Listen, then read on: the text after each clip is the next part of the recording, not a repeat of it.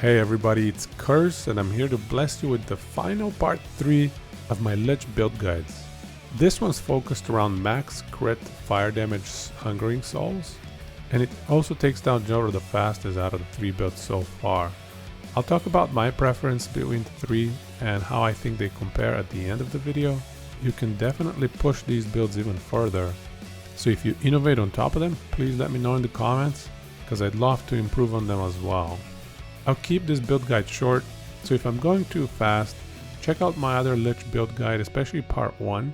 I'll add a link to it at the top right corner right now. And now let's jump into the build guide. Irashaimase!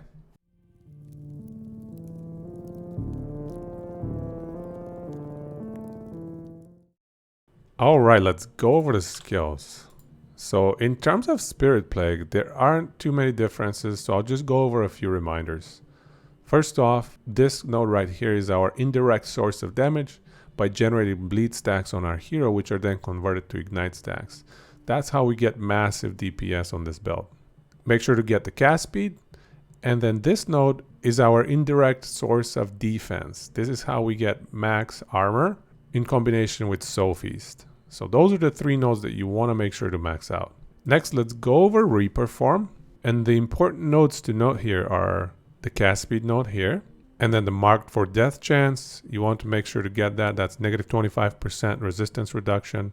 And then reap kill threshold. We want some sort of a kill threshold in our build, and this is the easiest one to attain.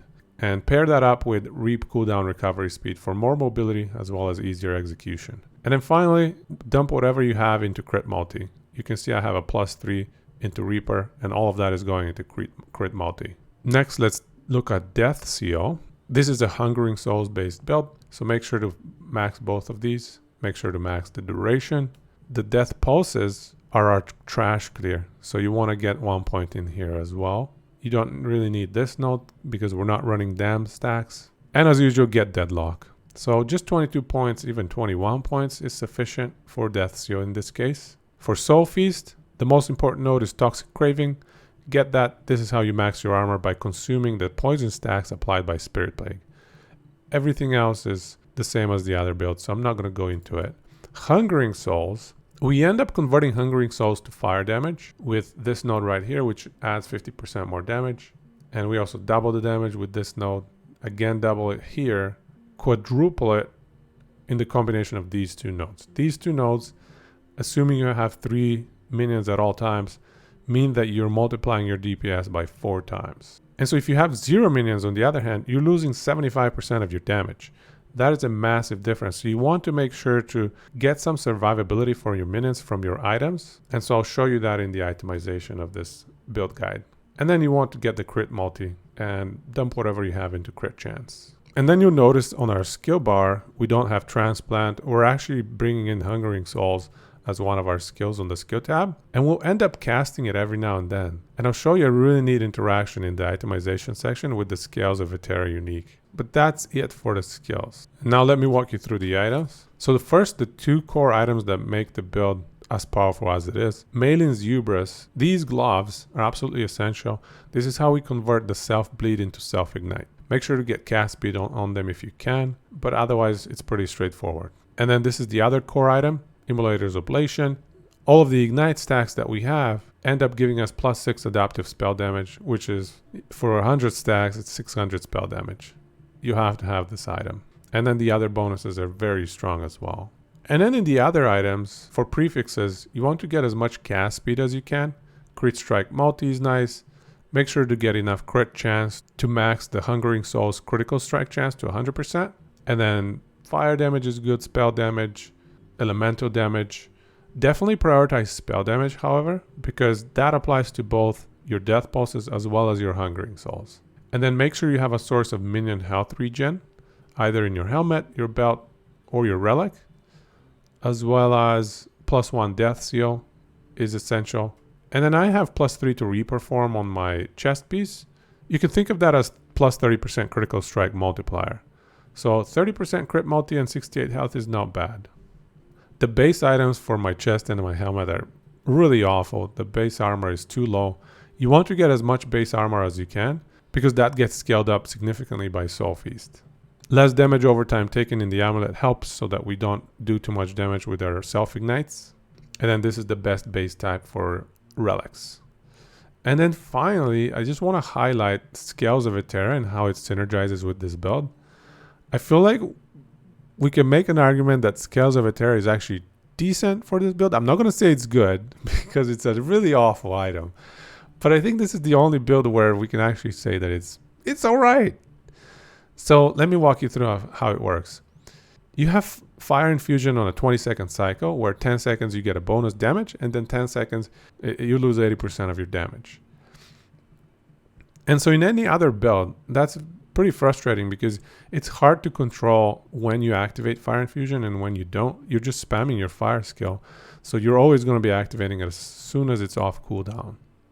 But with this build, by clicking Death Pulse, these fire spells are indirectly cast, so they don't start the Fire Infusion.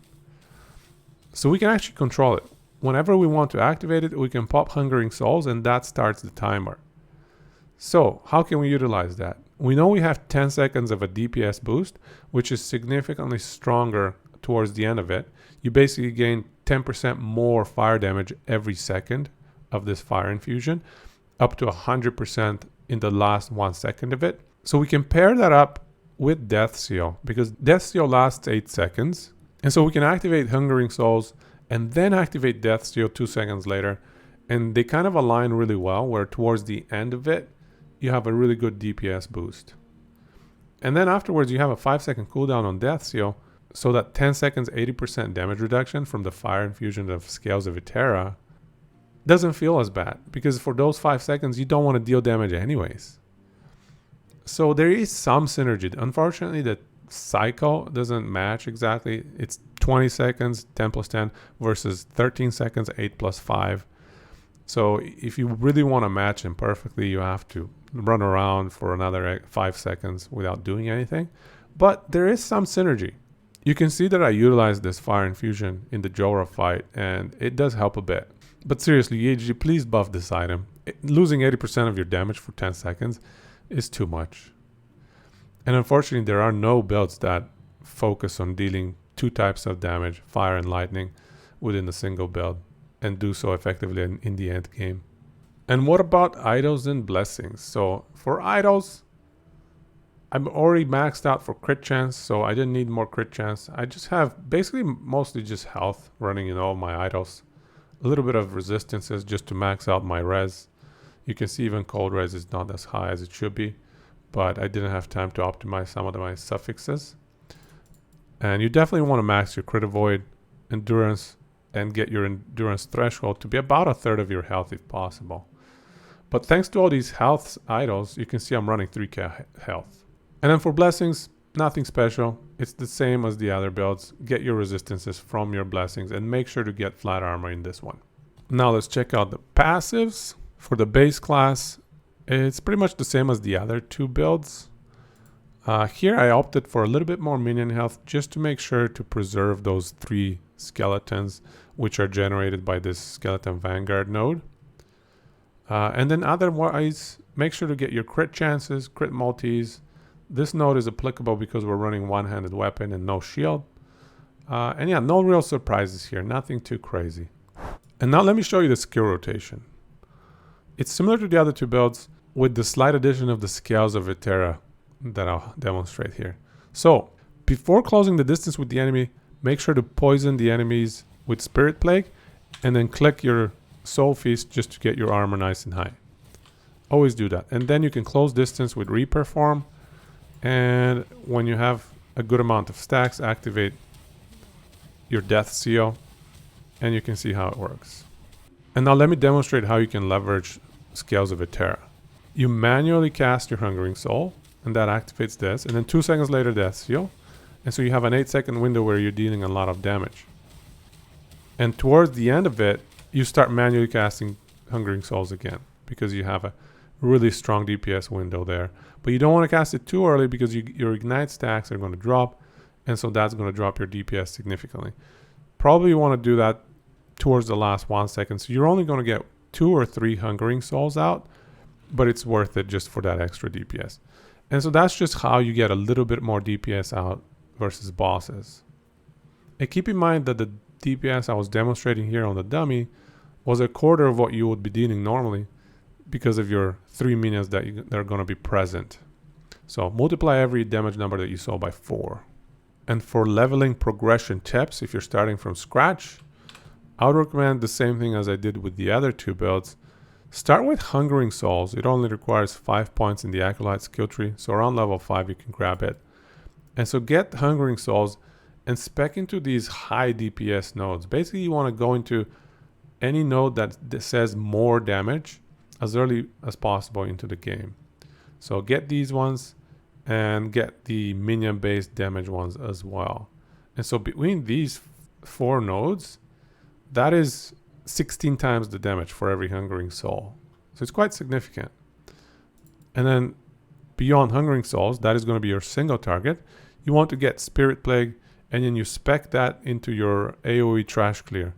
And to do that, you use 3 points for Plague of Eyes, and you start speccing your items into intelligence to get some really solid spell necrotic damage.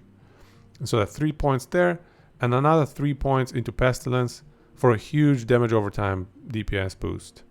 And anything extra you can pop into these nodes as well. But between these 2 skills, that can carry you quite far. Of course, you then want to get into Reaper form once you unlock Lich, Death Seal once you unlock that, and finally Soul Feast for your late game defensive ability. And then at some point, you might want to respec some of these into exactly what fits into this build. Because really early game, you don't want to be speccing into this. You don't want to be applying bleed stacks on your hero. And that's how you run this build.